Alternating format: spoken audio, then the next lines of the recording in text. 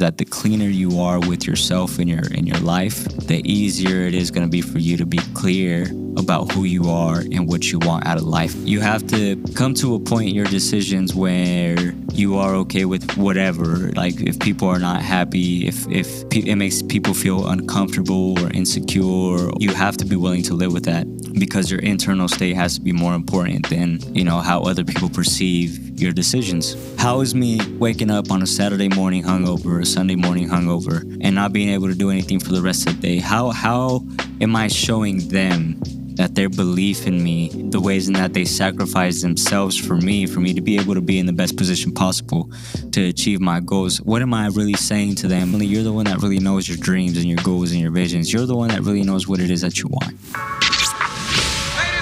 You are now listening to the Halo Effect Podcast. We're taking you through the ultimate journey of entrepreneurship and mindset through the eyes of a first-generation entrepreneur who's pioneering his way and focused on bringing others along for the ride. Enjoy personal experiences and knowledge from guests and hosts around real estate, investing, entrepreneurship, health, and travel to ultimately help you become the best human you can be.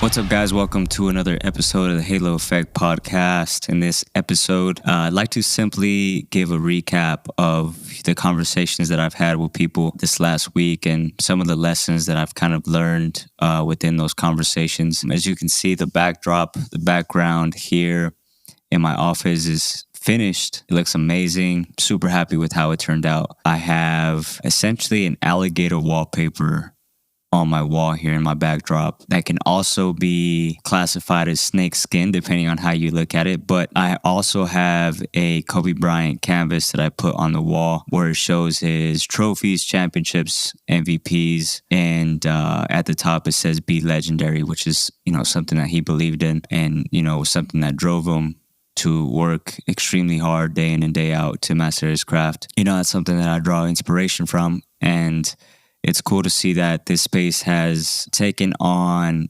a energy of its own, which is what I was looking forward to and looking to create. I had written down a 10 wants list for my life, and I had written down 10 things that I absolutely have to have in my life in order for me to be happy. I had written down that I wanted to create a space where, a space that inspires me, a space that I can call my own, where I can feel like it's home and I'm mindful about who is in my space and who I share my space with. Glad to be able to be sharing it with you all via the video here. It's definitely, it feels good in my office, especially with this theme, and it hits home for me. It resonates with me because I try not to idolize a man, human being, because I know better. I know that God is above all. However, we can't deny, and I can't deny, and I won't ever deny that there's been amazing human beings, almost godlike human beings that have walked this earth before me. For me, Kobe Bryant is one of those people because of the effort and intention and time that he put into his craft and his mindset at the same time. And I think it was more so his mindset.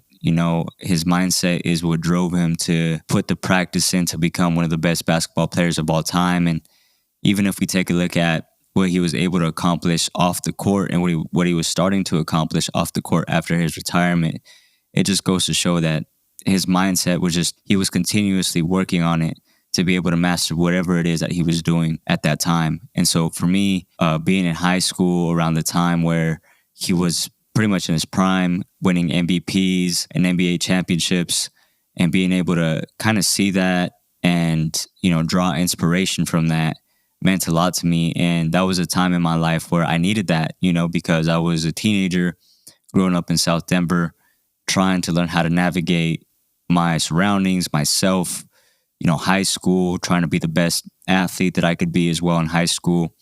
And I just remember tuning into, ABC when he had a Sunday game, or the Lakers had a Sunday game, and just watching him pretty much everything he did, just watching every detail of how he was a leader on the court, how he shot, his footwork, and just overall his essence on the court. And one of my favorite things from Kobe Bryant and just being able to witness it was how he lived for the moment. He lived for the last shot. Like, he wanted the last shot. His teammates knew where the ball was going to go. His teammates knew that he wanted the last shot. There was no doubt, there was no question on the court who was going to take the last shot. And he knew it, and he wanted the ball, and he got the ball, and he essentially tell everybody to get out of his way. The cool thing about that for me is that he was willing to live with the results of his decision.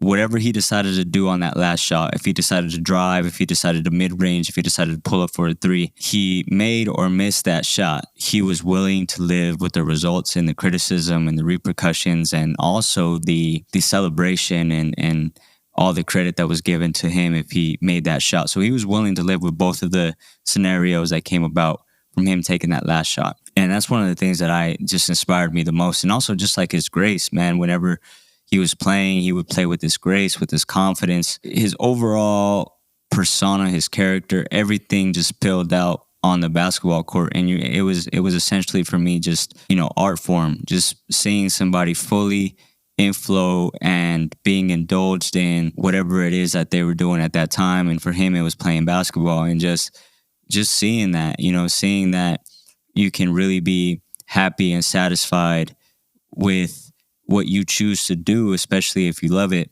and how that spills out and inspires other people as well. And of course, he was meant to play basketball as well. He was 6'6", he had the perfect frame for it. So that obviously plays a role as well. Having the right attributes to be able to be in that position. So there was a lot of learning experiences for me growing up watching Kobe Bryant play basketball. I'm happy that I'm able to have that inspiration within my office as well, because it in a sense, it motivates me to create that persona myself, especially when it comes to, business. So whenever I'm in my office and I'm around this vibe, I switch on the zone where I'm like, all right, it's time to take care of business. It's time to put together some deals. It's time to make the phone calls or have tough conversations or have great conversations.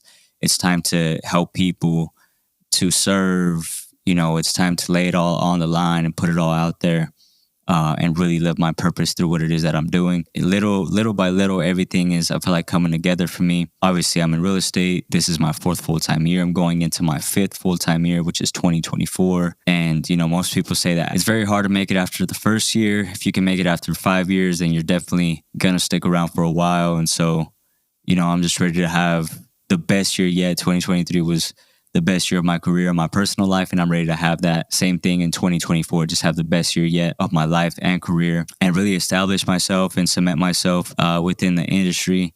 And not just within the industry, like my goal and my vision is to, be a business person, be an entrepreneur, take on the challenge of that industry and what that means. I was an athlete growing up, and so competition always fueled me. It drove me to want to be better every single day and to want to be the best that I can be. And I've essentially found the same thing within business. And the beautiful thing about sports and business is that I grew up playing multiple sports. I grew up playing soccer, basketball, football, baseball. I've done some boxing. And so what I can say within those sports is that there's so many moving pieces. And if you really want to excel at a sport, you have to be able to excel in the mind games that go on within the game. You have to be able to understand the game inside and out. I always tried to do that when I was playing sports.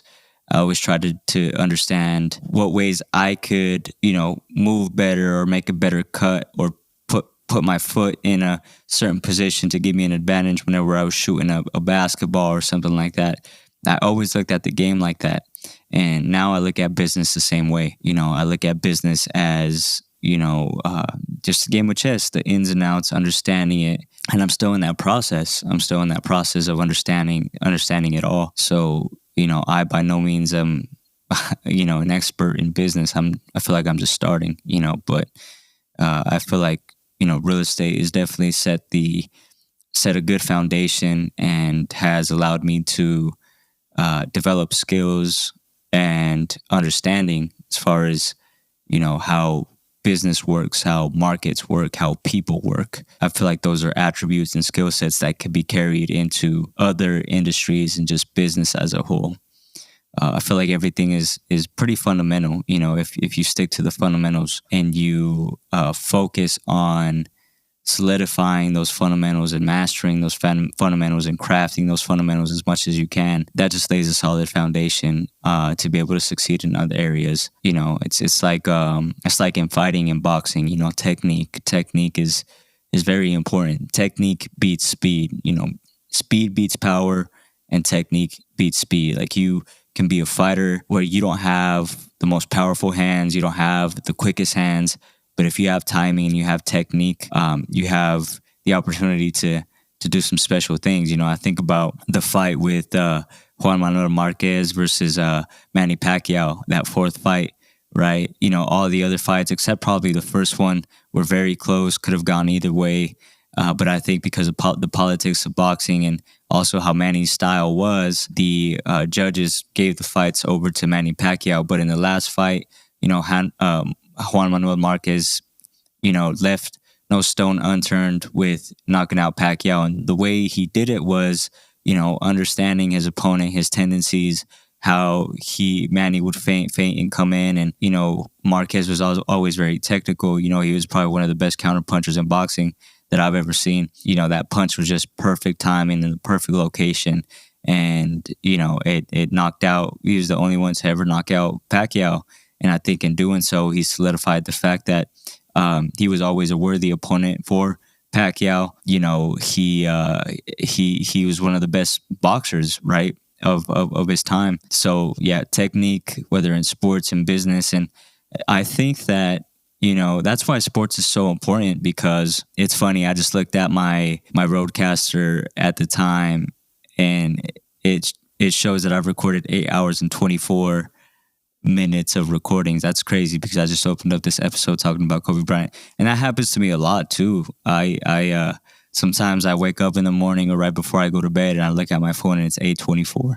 Like, it happens a lot. And then the other one is 8:28, and that's because one of my favorite Bible verses is Romans 8:28, and that's just like, I feel like that's how God speaks to me, you know what I mean? Through these little reminders and these little episodes that happen throughout my day. But anyway, technique is super important in business and in sports, and that's why I feel like sports are very important in the development of a person, and the character of that person, because there's so many lessons that can be taught within sports and that people can learn within sports. And, for me, I'm grateful to have tried so many different sports, whether it was within a team setting or individual. I'm grateful to have been in some sports and teams the best player on the team and also the worst player on the team, because, it teaches you how to lead. It teaches you how to follow. It teaches you how to be, excited, humble.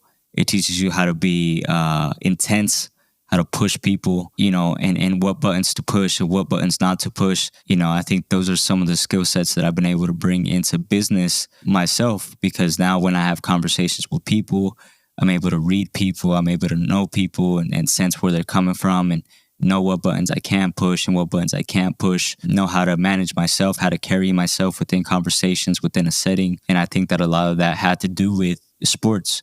And a lot of that also had to do with my environment, the way that I grew up. I grew up in an environment where I feel like I always just had to know what was going on, because there was, things going on, there was conflict, in school sometimes, people were fighting, and it wasn't the roughest area, but it wasn't the greatest area either. And so you always just had to know for your own protection, what was going on.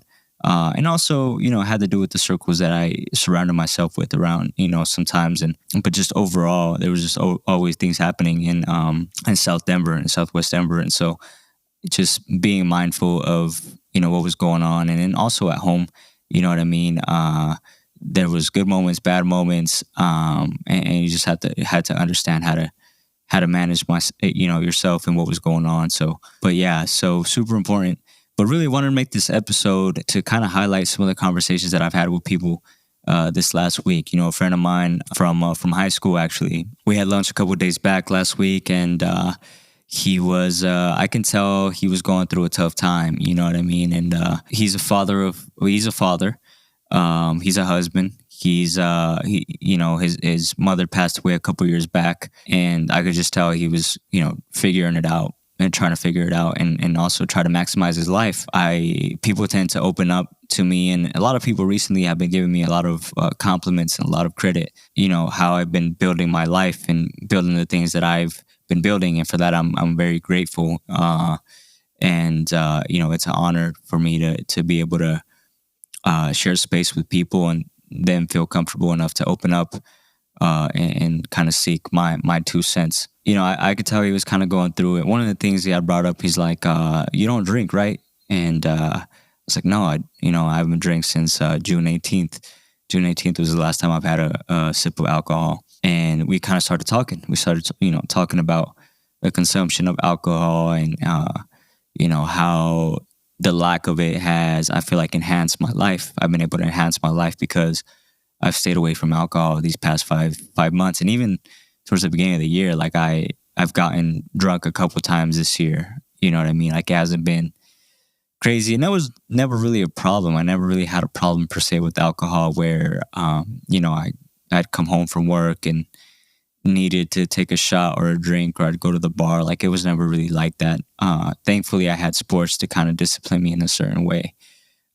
However, what I felt like was the problem was that when I would drink, sometimes I would just drink. Like I would drink until I just couldn't anymore, and that in itself, I feel like is a problem, when something dominates you to the point to where you just keep going and, you don't stop. Then at that point, I feel like it's a problem. So I feel like the last 5 months for me have been amazing. I've been present. I've been more connected with myself, with people, with nature, with my goals, clarity, vision, what I want. And I just kind of wanted to talk about, alcohol and what the lack of alcohol consumption has done for me in my life so far and what I see it doing into the future. Now, there may be some people that say, well, hey, a drink or two a day, no problem, everything in moderation. And I'm not going to disagree with you. Like, especially like I'm not going to sit here and try to tell people what to do and how to live their lives. Everybody is different. And I agree, everything in moderation is not a problem. Balance in life is important. I'm not going to sit here and say that I don't see myself maybe having a drink in the future, a glass of wine or two. I don't know. I don't know what's going to happen.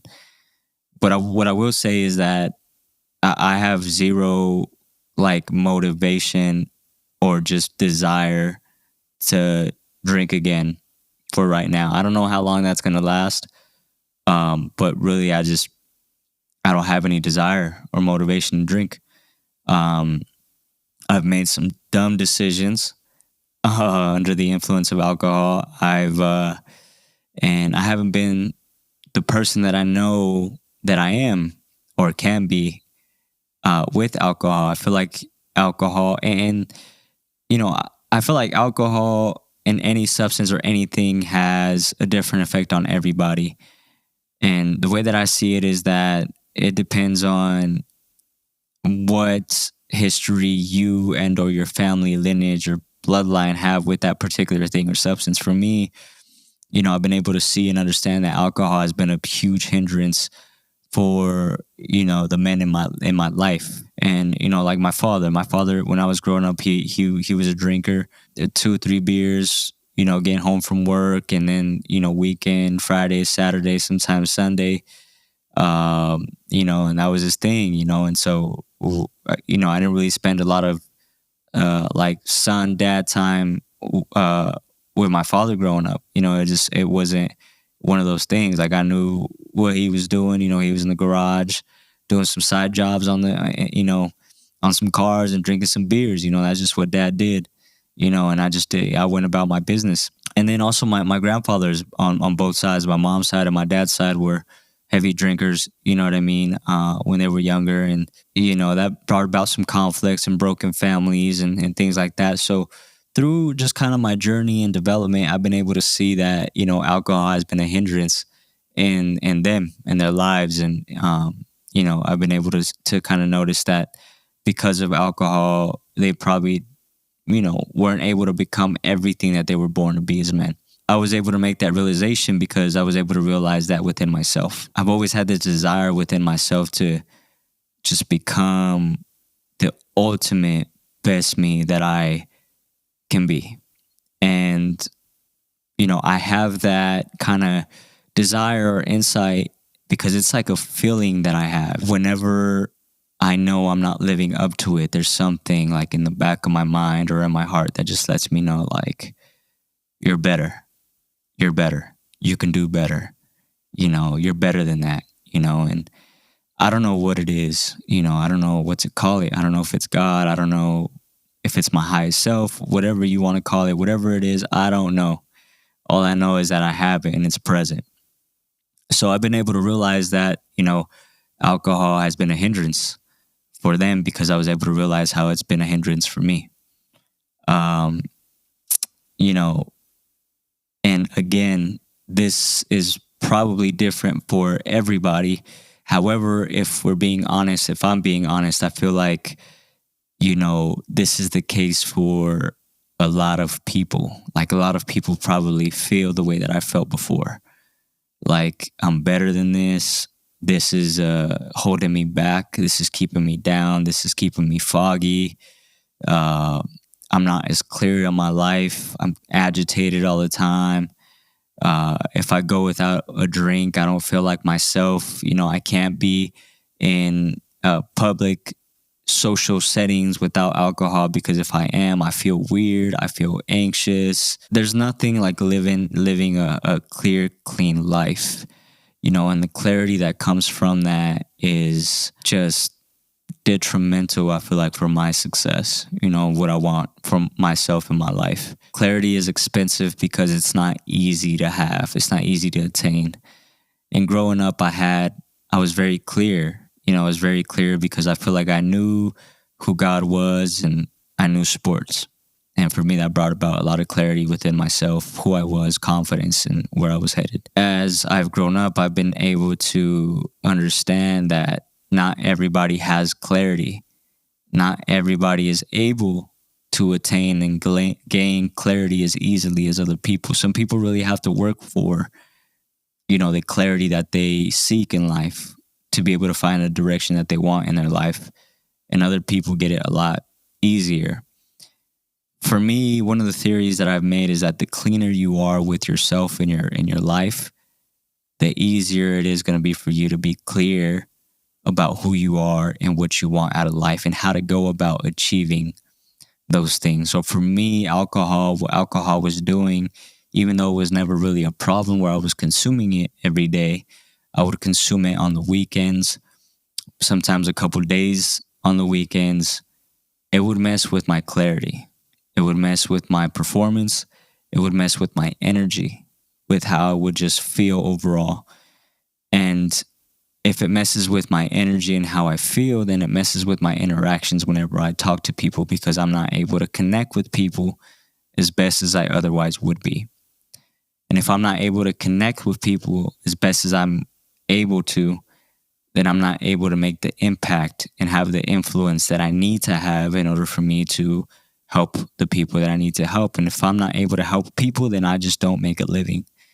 And if I don't make a living, then I don't live in, for example, inspiring places like I am right now within my home and my office. And if I don't live in inspiring places, I'm not inspired and I can't inspire. And if I can't inspire, I can't influence more people, which ultimately make me feel like I'm living a worthwhile and purposeful life. So for me, it's just a ripple effect of things that are motivating me not to drink. And, recently I've had situations where people are like, I'm hanging out with friends or what have you. And, they're like, oh, come on, drink, and, I've been very good about just saying, no, I'm okay. And I'm going to keep doing it.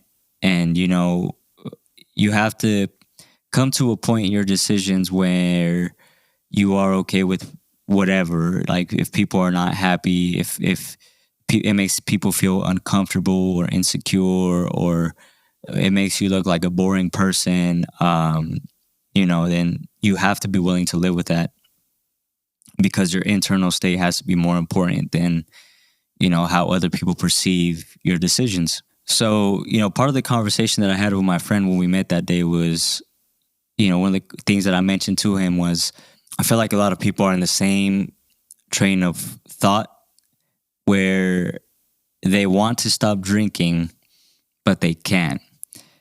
Some people won't admit it. Some people will and they can't. And some people are not aware of how alcohol has been a hindrance in their lives. Usually I see that people that have had struggles with alcohol aren't living their ideal life. They either don't own a home, they don't own a car, they don't have assets, they don't have money saved, they're probably living paycheck to paycheck. And it's this continuous cycle of a life that seems to me unfulfilling, lacking purpose, a life that lacks direction, a life that lacks influence. And if you ask me, for me, that's a life that there's death. There's spiritual death within that life, or spiritual numbness. There's a darkness in that. I don't want to live that. I don't want to see that. I've been around that within family members, and I always knew growing up I wanted more, that I wanted better. I always knew that I want to create the absolute most beautiful, best life that I can for myself, my family, my kids, if I do ever have kids, or whoever's around me. There's this Bible verse that stuck out to me a couple years back, and I think it was in Proverbs, and it said something like, "Man should not take strong drink, lest they forget the adversities of the afflicted and the oppressed," or something like that. That just got me thinking. One of the things that I thought was like, how am I really harming not just myself, but the people around me are probably not in the same positions that I'm in, are probably don't have the same blessings, the same opportunities that I have.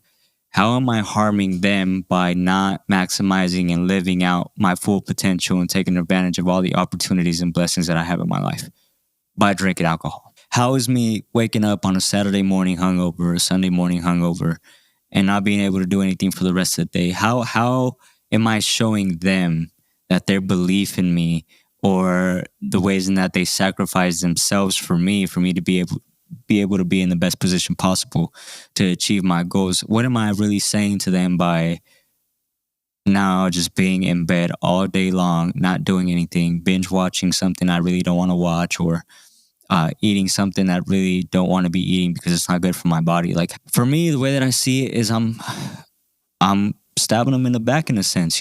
I'm being ungrateful. And some people, again, might be listening to this and say, "Hey, Ruben, it's not that deep, bro. It's cool, bro. You can go out and get drunk, man. You could chill. You can enjoy the fruits of your labor. Lay in bed all day. Watch whatever show you want. You can. I can. You're absolutely right. I can. And I've done it before, and it may happen again. However, when it comes to becoming something that's repetitive, I don't know for you, but for me, like, my soul tells me when something is too much. Like, you have bigger, if I were to lay in bed 4 Saturdays in a row, my soul, because I'm hungover, my heart is going to be like, "Hey, get your shit together. You could be doing this. You could be doing that. Remember, you wanted to do this. Remember, you had this in mind.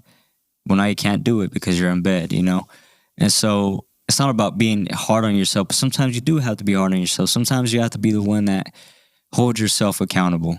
And I'd say most often than not, because ultimately you're the one that really knows your dreams and your goals and your visions. You're the one that really knows what it is that you want in your heart of hearts. Like, nobody else can give that to you. Nobody else can tell that to you. Like, that's a feeling that's very personal to you. Like, that's something that you have. That's something that you possess. That's something that God puts inside of you and nobody else. Only you know. You can verbalize those wants, those needs, and those goals for somebody else, to somebody else, so that they're able to understand kind of what's in your heart. But they can't feel that feeling that you feel. They can't feel the level of just passion and drive that you have inside of you to go and chase your goals. that only comes from you. That only comes from us. That only comes from me. And so it's important for me to hold myself accountable and sometimes be a little tough on myself. Not always. I feel like there's a balance that has to be maintained. But if I'm fucking up, I'm fucking up. If I'm fucking up, I gotta make up for it. And so I just didn't want to fuck up anymore. I didn't want to wake up Saturday mornings and forgive me, I'm holy and hood at the same time, all right? So I cuss, yeah. But I didn't want to wake up on a Saturday morning hungover anymore.